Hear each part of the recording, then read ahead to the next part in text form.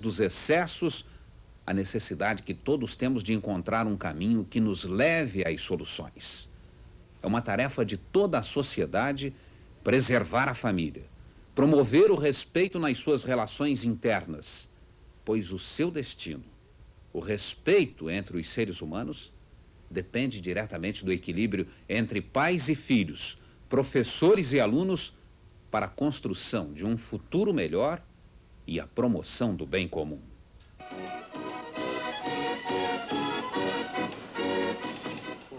Batia em casa. Como que ele se batia? Ele batia chute, pontapé, certo?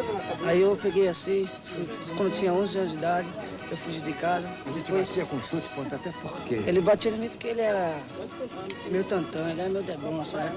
Eu não gostava dele, nem eu, nem meu irmão, nem minha avó.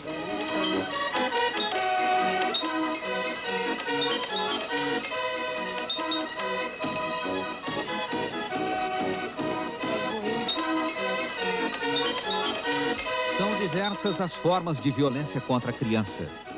Talvez tão violento quanto a agressão física e a destruição psíquica é o abandono de recém-nascidos, uma manifestação de dupla violência.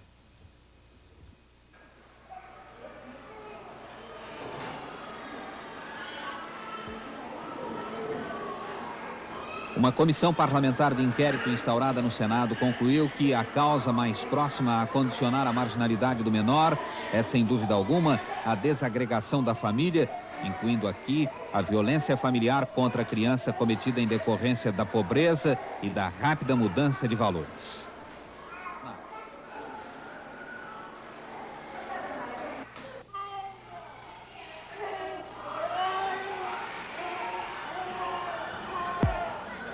A pesquisa da CPI do Menor comprovou que a marginalização da criança em 90% dos municípios brasileiros é ocasionada por uma causa básica, a pobreza. E é a partir daí que começa toda a trajetória de abandono, rejeição, violência experimentada pela criança na família e depois na comunidade. A 11ª semana de estudos sobre o problema do menor, realizada em São Paulo, verificou que 40 de cada 100 menores que trabalham em fábricas ou não sabem quem é o pai ou não sabem quem é a mãe.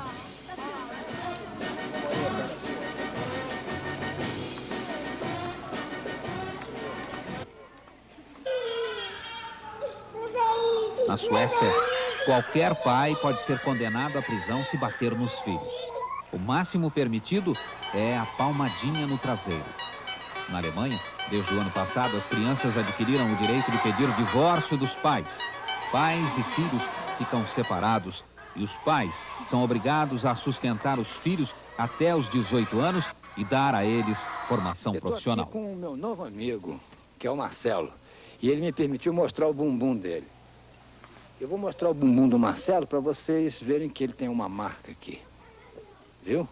Marcelo, como é que foi feita essa marca no seu bumbum aí? Com ferro de passar roupa. Com ferro de passar roupa? Quem fez isso? Minha mãe. Vira aqui pro tio. Sua mãe? É. Por que ela fez isso? Tá brincando na rua. Aí, como é que foi? Você chegou em casa? Conta pro tio como é que foi. Depois ela queimou eu. Ela pegou o ferro e botou em você assim? Foi assim? Foi. Rapaz, deve ter doído isso aí, né? Aí, o que você fez, Marcelo? Hã? O que você fez? Nada. Você chorou muito, né? Você gosta da sua mãe? Não. Não? Não. Mas nem um pouquinho? Não. Você tem medo dela? Tenho.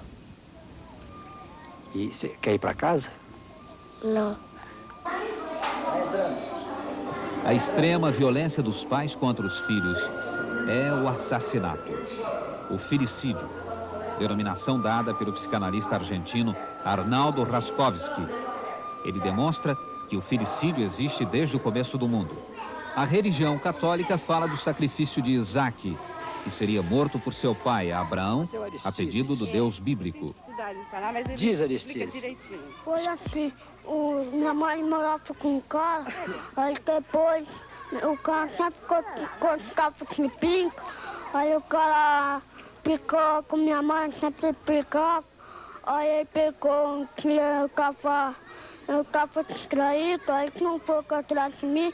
Aí ele tava picando com minha mãe, com muita pinca. Aí ele tava me cantar pra cair lá no fogo e me queimou. Você se queimou? Onde você queimou? Até no fim. Queimou?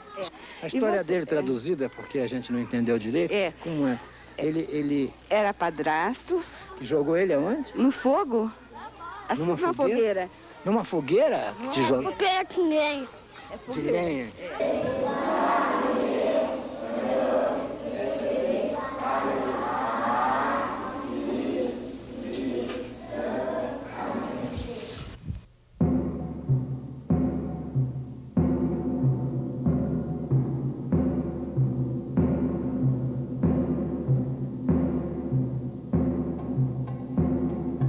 O que aconteceu, Alexandre?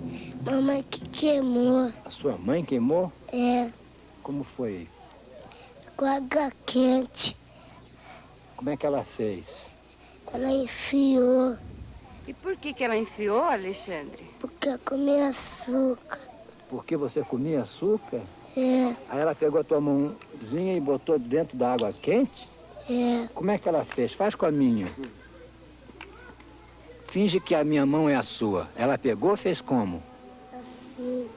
Assim, dentro da água quente? E aí? Aí depois ela ficou na cadeia. Aí agora onde é que ela está? Tá trabalhando. Você gosta dela? Não. Você não gosta dela, não?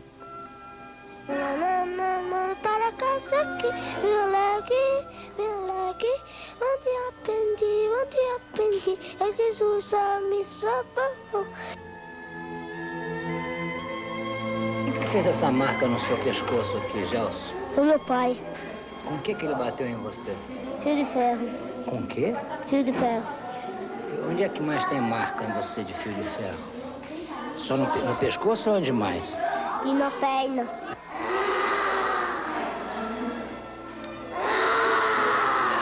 O psicólogo Jacó Pinheiro Goldberg fez uma pesquisa com 2.000 escolares, idades de 8 a 14 anos, e constatou um elevado nível de medo e de insegurança nas crianças, motivado pela violência em seus ambientes de vida. 30% das crianças não sabem se gostam de si mesmas.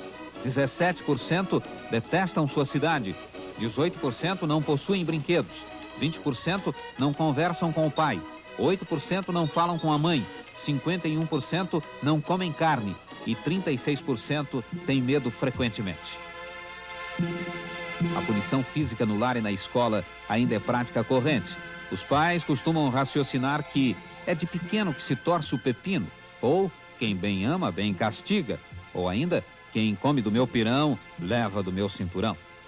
A sociedade assiste passiva a tudo isto, reforçando sua omissão no dito popular de que, em briga de marido e mulher, ninguém mete a colher. Estamos assistindo hoje ao que pode ser definido como sintomas da criança espancada. E estudos científicos realizados na Inglaterra já constataram que esses sintomas, ao invés de serem evitados, começam a se espalhar rapidamente por todo o mundo.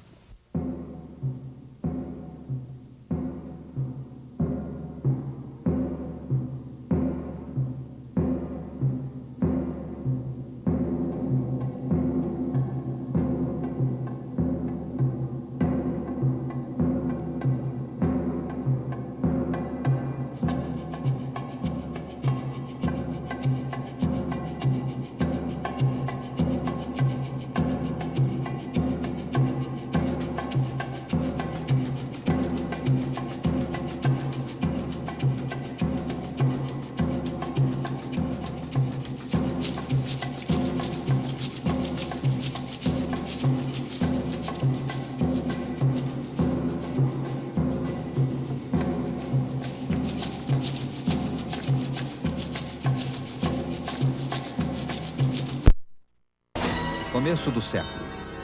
Essa família tem papéis definidos. O pai é o chefão, dono, senhor, o patriarca. A mulher é a mulher, feita para obedecer. O Código Civil Napoleônico de 1807 diz que mulher é igual a criança, ao selvagem e aos incapazes, e que precisa de um homem para tomar conta dela, sempre. Quando crescer, esse menino também será um patriarca. Ele vai casar e sua mulher vai obedecer. Todos acharão normal, que é assim que deve ser. A partir disso é que o marido pode espancar e até matar. Fim do século XX, março de 1981. Com 6 tiros, o empresário Eduardo Alberto Arvid Johnston mata sua ex-mulher Cristel em pleno Ipanema, no Rio de Janeiro. Cristel recusava-se à reconciliação proposta insistentemente por Eduardo. Segundo os movimentos feministas, aconteceu aí, há 20 anos do ano 2000, exatamente o que teria acontecido no início do século. O marido, senhor, chefe, patriarca, não tem dúvida de que a mulher é obrigada a obedecê-lo. E, se recusa, é punida com a morte. E quem se opõe aos pretensos direitos do patriarca, como a família de Cristel, também é ameaçado de morte. As gravações dos telefonemas de Eduardo para os pais de Cristel não deixam qualquer dúvida quanto a isso. Ele não estava com maldade com você? Cadê ele? Eu não sei, que eu... Essa mulher levou um tiro na cabeça dado por seu marido. Mas mesmo assim esconde seu agressor. Durante toda a sua vida, ela aprendeu que apanhar de homem é normal. Você vive bem? Já brigaram muito? A gente briga assim, mas não briga feia, né? Nunca brigamos assim de... Não é uma briga assim de bater, nada disso, só discussão, mas tava tudo bem. Ele não ia querer fazer mal pra mim. Você já brigou muito com ele de você bater nele? Não. Porque dizem que quem bate mais é a mulher do que o homem. Não, nós nunca brigamos de bater, não. Não? E o tiro pegou aonde aí? Ficou aqui, ele tá aqui. A bala tá aí ainda? Tá. Deixa eu ver uma coisa, deixa eu Aqui, ó. botar a mão. E quando é que vai tirar essa bala daí? Eles mandaram eu voltar no INPS, né, pra tirar. Trata-se de uma família... Esta família recorreu à polícia para poder dominar as filhas. O pai queria interná-las ou prendê-las. A causa de tudo está na diferença de condutas. Vejam o desenvolvimento de um conflito familiar. Eu conselho para ela, estou já sepultado do conselho, já há 3 anos dando conselho para ela, elas não querem obedecer. Queria que ela seja comportadinha com nós, era o nosso prazer que nós queríamos ter, mas elas não querem. Sai fora de hora, elas querem ficar à vontade, e vontade não pode, porque elas são de menor. Tem os outros mais novos. E aí, o que o senhor vai fazer? Sim, eu queria dar uma previdência disso, que até agora eu não localizei essa previdência ainda, que eu estou deixando, só dando conselho, e no fim agora chegou a esse ponto que eu queria dar uma previdência. Se fosse internar ela em uns 3 meses, para só a autoridade mesmo que pode reagir. Primeiro é Deus, que a autoridade primeiro é Deus, segundo... Internar onde, meu amigo? Sim, uma internação assim para a autoridade dar uma imprensa nelas, que só mesmo, porque eu vou fazer o quê? Mas se diz que quem é casado tem a família assim, não pode, porque o pai e a mãe não podem, então... E a senhora que é mãe? Eu sou tia dela. Tia? A senhora é mãe? É a mãe. Então conta Sabe, o problema é que elas não obedecem a gente. Elas já saíram de casa, ficaram 1 mês e 20 dias fora de casa, misturado com as pessoas que a gente, né, não acha que é suficiente para elas. A gente dá conselho, elas respondem demais a gente, sabe? Elas têm uma boca muito dura, elas estão dispostas para avançar até, assim, se for possível, até, né? Tá muito rebelde, viu? Vocês não batem nelas, não? Nunca batemos, nunca bati. A senhora não acha que internar as meninas na FEBEM é uma violência tão grande quanto se você batesse nela? É sim, porque se eu for bater, ela é mais pior, porque elas falam que vai sair de uma vez, apesar que já saiu, ficou 2 meses e 20 dias fora de casa. Acontece que o juizado de menores... Uma coisa dessa. Eu sou tia. Inclusive, Antônio, eu já estou tão nervosa, porque é da família, meu sangue. Eu estive aonde na casa, que elas estão de mal companhia, que tiveram 1 mês e tanto fora. Eu estive lá, agarrei essa aqui com agressão, sabe? Eu até ajudei um pouco dela, me enfrentou também. Certo? Essa marca aí o que é? Nós que trememos lá, porque eu como tia, sabe, eu quero o bem dela, eu amo, mas não quero ver ela tão com maconheiro misturado. Que essa daqui teve na casa de maconheiro, ele é um maleiro da maconha. O problema aqui é que ninguém tem prova, sabe? Ninguém tem prova aqui, sabe? Fica falando uma coisa que não tem nada a ver. Você acha que bater adianta alguma coisa? Eu acho que não, viu? Então por que você bateu na tua tia? Eu não bati ninguém, olha o que ela me fez. Vem me agarrando na casa dos outros. Ah, ela... Aqui, ó. Eu juntei ela. Ó, minha cabeça tá machucada. Ela reagiu, sabe? Ela reagiu, aí eu juntei comigo. de cada vez. Pois é, é isso, certo? A senhora Tá acha... vendo como que é? A senhora acha que bater adianta alguma coisa? Não, não adianta, mas eu não queria bater, não é que eu queria. Mas eu queria trazer pra casa. E eu fiquei tão nervosa de ver ela tão enfiada lá, já tempo fugida de casa. Então, quando eu disse, vamos pra casa, que eu juntei ela, disse, não vou. Não vou, e eu agarrei bonito. E você espancou o seu filhinho também, né? É.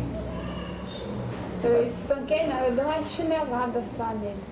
Dessas Melissa. Chinelinho Melissa, né? É. Ficou marcado? Ficou. Doeu? Ele chorou muito? Chorou um pouquinho só. Você apanhou muito quando você era do seu pai, sua mãe? Apanhei. Apanhava como? Apanhava assim, De quê? de correia, essas coisas. Então você já está acostumado a apanhar também, né? Esse negócio do marido tá batendo te aborrece por quê?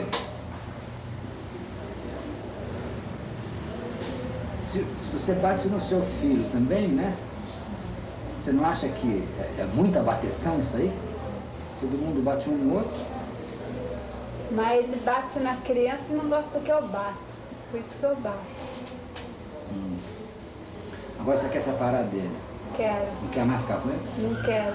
Não? Tem medo dele? Hã? Você tem medo dele? Tenho. Eu quero só a posse das crianças. Não é apenas pela suposta fraqueza física que as mulheres são vítimas de atos violentos. Frequentemente, a mulher estuprada é acusada de sedutora. A mulher espancada, torturada e até assassinada normalmente passa como adúltera, cujo comportamento não corresponde aos padrões desejáveis e impostos a ela. Surras e castigos, um modo de criar filhos neuróticos e delinquentes. Carrascos de crianças, por que os filhos sofrem nas mãos dos pais. Crianças e delinquentes desamados, o refúgio das mulheres desesperadas. Eu não consigo cantar tudo. Você tem vergonha? É isso? Vergonha. Eu tenho vergonha e tenho medo. Medo de que você tem? Porque minha mãe e meus tios falam assim que quando eu vinha pra cá que eles iam pôr eu na cadeira de choque. Agora, ela tem terror pela mãe, não é? Tem, sim. E ela nunca... Ela tem medo, assim, de ser agredida por ele. Como ela.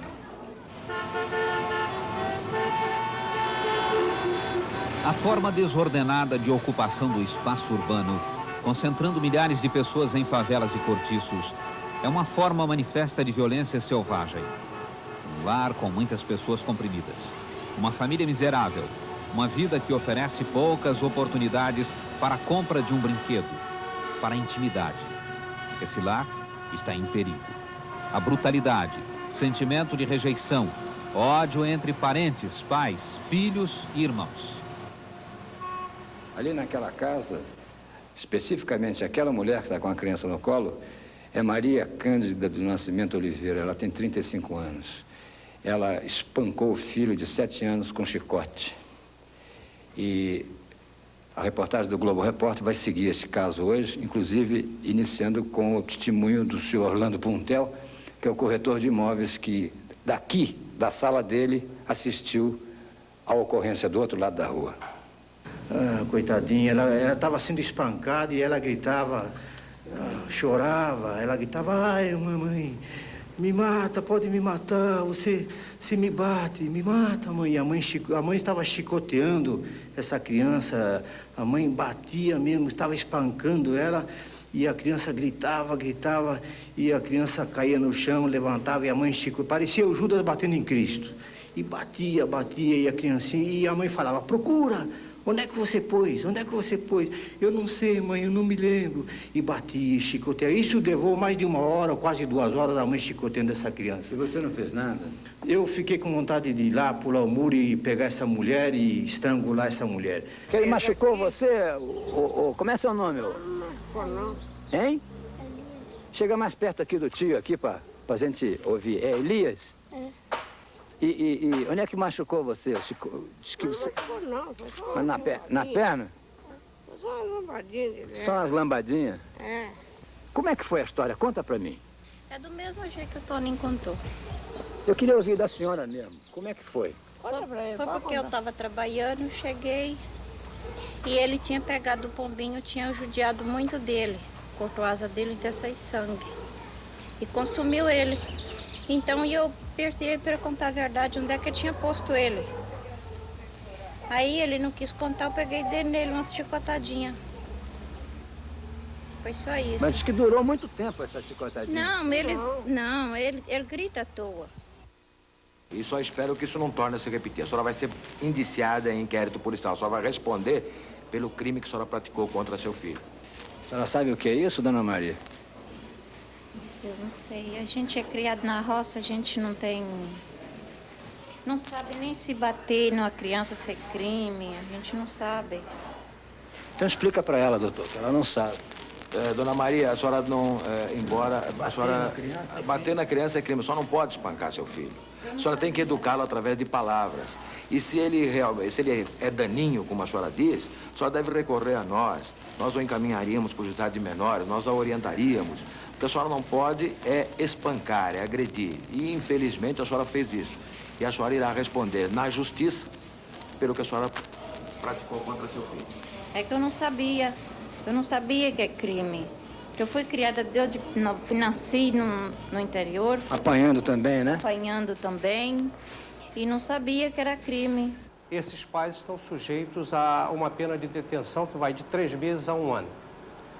Se o espancamento resultar em lesão corporal de natureza grave, essa pena pode ir de 2 anos a 8 anos, se transforma em detenção para reclusão. A família funciona basicamente como uma espécie de mata-borrão da violência social. Porque é claro que eu estou num emprego, eu estou na rua, enfrentando o trânsito, coisa assim, eu sofro muitíssimas violências diárias, assim, que eu tenho de aguentar em função da minha sobrevivência. Então, quando eu volto para casa, de alguma maneira eu estou em casa, então eu quero ficar à vontade. Então, de alguma maneira, eu vou pegar aquela violência que eu recolhi no meio externo e vou descarregar diretamente contra a família. Então, a tendência da família é de ser o lugar onde as pessoas se entrechocam de verdade. O mata-borrão. O mata-borrão, onde a briga toda que está do lado de fora vai virar faísca. É um pouco como se fosse fazendo carga e descarrega ali. De tal maneira que ali gasta a energia e muitas vezes a briga que o cara tem com a esposa é a briga que ele não tem com o patrão.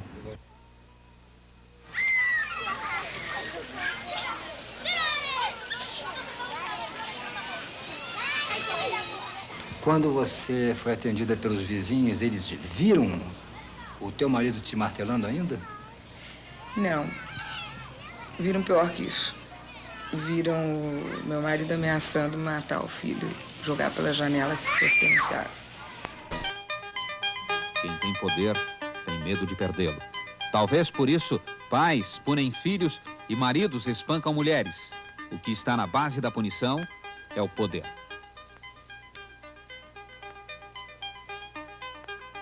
Você quer contar seu caso? Eu estava bastante perdida, sem saber o que fazer da minha vida, quando uma colega de trabalho, sabendo dos meus problemas com meu marido, da violência que eu estava sendo vítima, me indicou o SOS Mulher. Que violência era essa? Todo tipo de violência. Socos, choques elétricos, agressões verbais. Como choques elétricos? Bom, como é que ele te dava choque? Foi uma vez só. Eu cheguei do trabalho, na minha casa, fiz todo o trabalho da casa, ele me tratou como se nada houvesse, sem briga, sem nada. Preparou um quarto que estava vazio, com um fio elétrico com as pontas descobertas. Preparou na janela do quarto umas correias de couro para me prender, sem que eu soubesse de nada, meus filhos brincando pela casa. Só notei que ele não deixava que entrassem naquele quarto.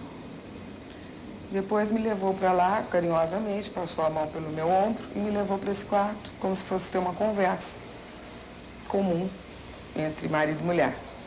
E, chegando lá, passou uma corda pelos meus dois braços. Eu pensei que era uma brincadeira. Quando eu vi que estava presa, eu achei que a brincadeira era de mau gosto, comentei isso com ele. E ele, então, imediatamente perguntou se eu estava bem presa, se eu conseguia tirar as mãos dali. Eu disse que não conseguia que ele tirasse, que estava me machucando. Daí ele, então, me prendeu nas correias de couro que estavam na janela. E daí eu fiquei completamente sem ação, não podia me mover dali. E eu não opus nenhuma resistência porque eu não sabia que ia acontecer aquilo, não previa de jeito nenhum. Foi uma surpresa. E aí? E aí ele começou a dar choques para que eu falasse coisas da fantasia da cabeça dele, confessasse coisas que eu não havia feito e nem que tivesse feito não teria que sofrer castigo nenhum por causa disso. Que outro tipo de agressão física você sofreu? E começou a dar os choques elétricos, né, que eu acho que essa é mais grave. Começou a dar os choques elétricos, eu não confessei nada, pedi para que ele me desamarrasse. As crianças acordaram, crianças pequenas, vieram chorando, pedindo que ele me soltasse, que falam já. E eu com medo que as crianças tomassem choque também, porque me seguravam e pediam para ele parar, e ele dizia que não pararia de jeito nenhum, que era para doer mesmo. Quer dizer, nessa hora que eu percebi que havia um desequilíbrio total, porque foi planejado, porque não foi uma briga de momento, não houve briga nenhuma, e não foi um impulso violento que qualquer um pode estar sujeito num mundo cheio de violência como é o nosso. Quanto tempo você era casada com essa pessoa? 4 anos. E durante esses 4 anos, ele te violentava sempre? De várias formas, não tão violentas como essa, né? Verbalmente, ou um tapa humilhante, mas não assim que me tirasse pedaço. E, ultimamente, então, começou com socos que ficavam com hematoma nos olhos, no corpo. Esse braço quebrado, o que é? Foi uma martelada. Que ele lhe deu? Aí, ó! A equipe do Globo Repórter registrou esta caçada humana. Policiais com cães e rifles procuram um homem escondido no matagal. Ele matou. Aos poucos, forma-se uma plateia para assistir à punição. Normalmente, os adultos, diante de situações de violência na casa do vizinho, sentem-se tolhidos pelo receio de danos físicos, de revides e de ações judiciais. Uma hipócrita ética social impede e condena o envolvimento em assuntos alheios. Aí, ó, aí, ó. Aí já olhou aqui dentro, ó. Olha lá aí, ó. Um estudo subvencionado pelo Instituto Nacional de Saúde Mental e apresentado por 3 sociólogos no encontro anual da Associação para o Avanço da Ciência em 1977, constatou que a violência física entre os membros da família ocorre com maior frequência do que entre quaisquer outras pessoas ou em qualquer outro ambiente, excetuando-se as guerras e tumultos. Isto é, somente as guerras e os tumultos fazem mais vítimas do que a violência doméstica.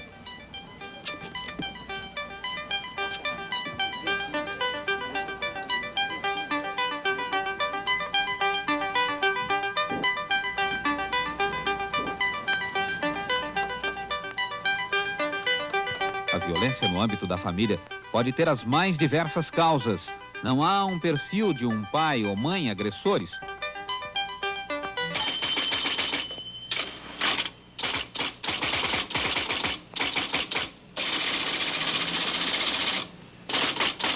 As violências contra as crianças são cometidas desde que elas nascem. Algumas vezes por involuntários acidentes no parto. E continua pela infância afora, por omissão de médicos e hospitais em denunciar os espancamentos. São 3 casos, aqui estão radiografias mostrando os 3 casos, sendo alguns de fratura e um, inclusive, de queimadura. Queimadura por ponta de cigarro, isso foi constatado posteriormente. Um congresso realizado em Nova York, constatou-se, foi comprovado que a média de mortalidade infantil por espancamento, principalmente crianças pequenininhas, morte por espancamento em Nova York é de 3 por dia. Em Nova York, no Hospital Foundling, está localizada a primeira associação de proteção à criança e ao adulto maltratados, fundada nos Estados Unidos. Seu diretor é o Dr. Vincent Fontana, autor do livro Em Algum Lugar, Uma Criança Está Chorando, e que preside também o grupo de estudos da Prefeitura de Nova York sobre o maltrato a crianças. É muito sério o problema da criança maltratada nos Estados Unidos. O problema da criança maltratada é sério aqui, mas é sério também no mundo inteiro. Nos Estados Unidos, ele chega a proporções epidêmicas. O governo destina milhões de dólares à solução do problema e vários estados já passaram leis tornando obrigatório a vizinhos ou qualquer outra pessoa informar as autoridades sobre adultos que maltratam crianças. Só em Nova York morrem 2 crianças todas as semanas, vítimas de violência dos pais. Nenhuma doença, seja câncer, paralisia cerebral, esclerose múltipla, mata mais crianças de menos de 3 anos de idade do que o maltrato infligido pelos seus responsáveis. Esse país é um país rico. As pessoas têm bons salários, têm bons empregos, têm de tudo. Como é que se justifica uma ação dessa natureza num país como este? A violência praticada contra crianças ocorre em todos os níveis sociais, entre os pobres, entre os da classe média e entre os ricos. Geralmente, a criança que foi violentada pelos pais acaba fazendo o mesmo com seus próprios filhos. Mas aqui existe uma solução. Em qualquer lugar dos Estados Unidos, se uma pessoa souber que uma criança está sendo maltratada, basta ligar para a Associação de Proteção às Crianças Maltratadas e imediatamente as autoridades tomarão as providências. Em alguns estados americanos, as pessoas são obrigadas por lei a fazer isto. Ele, quando ficou maiorzinho, começou a escapar. A mãe ia pegar para bater e ele escapava. E a mãe dizia, um dia eu te pego e você vai ver. Um dia eu te pego. E nesse dia ele correu, ela tirou o tamanco. O tamanco aqui em Curitiba nós chamamos um sapato, um chinelo de lavrador com sola de Carmen Miranda de madeira. E ela tirou o tamanco e acertou. E foi infeliz na pontaria. Acertou na base do crânio e matou o filho. Quando nós chegamos na porta do hospital, a criança tinha falecido. Eu só vinha publicar esse caso agora porque a mãe teve uma comoção cerebral muito grande, um trauma emocional muito grande, foi levada para uma instituição de sanidade mental e morreu em consequências desse sofrimento, morreu de remorso, vamos dizer, porque a coisa ficou marcando e ela ficou com mania de só falar nisso. Então, agora, ela já não existe, a família já nem sei mais quem é, de forma que não... Só agora, então, eu vim a publicar esse caso por isso. A mãe foi denunciada? Não. No próximo... Também veio aqui para Londres examinar o problema da violência na família.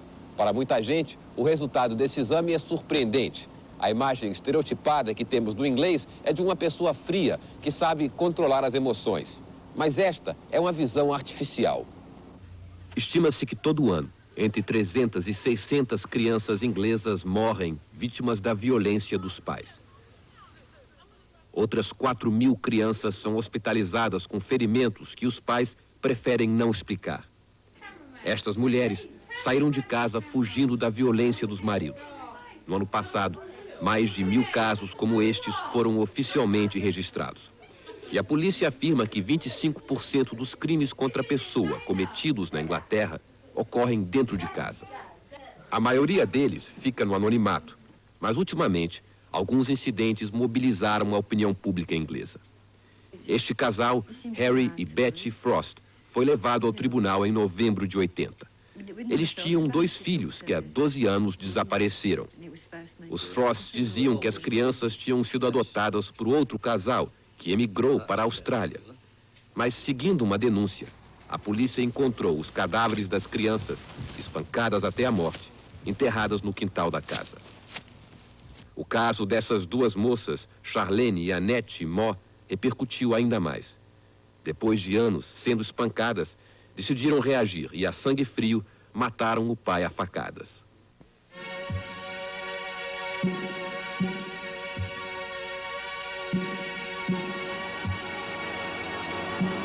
Nesta cidade, as manifestações de violência são múltiplas e frequentes. Aqui, diariamente, 25 pessoas morrem de forma violenta e 7 a 8 suicídios são cometidos. A família, ponto inicial da estrutura social vigente, está no meio desta violência. Uma criança brasileira morre a cada minuto no país, vítima da fome, da subnutrição, do abandono e da violência no lar.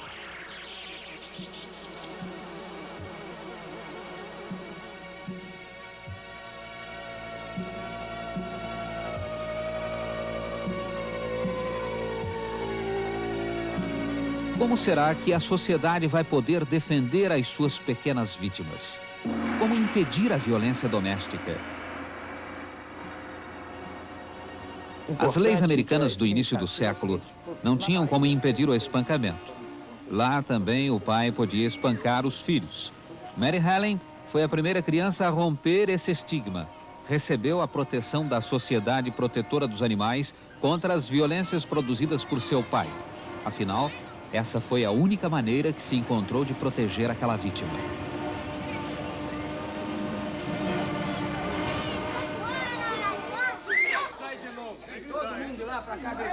Está também em situação de abandono a criança que, tendo atingido a idade escolar, não frequenta uma escola, ou então só permanece na escola durante 3 horas por dia.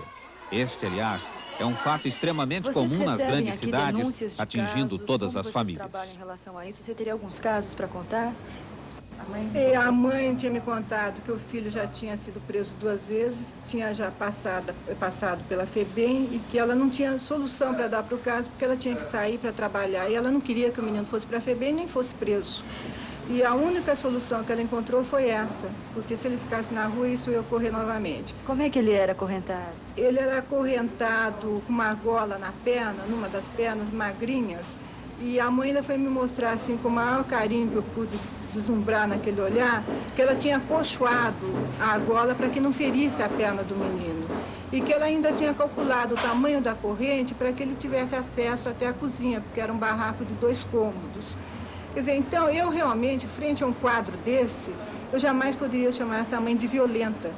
Violenta é toda essa sociedade que faz uma mãe chegar a uma situação dessa sem a menor opção. Ou o filho preso ou o filho acorrentado em casa.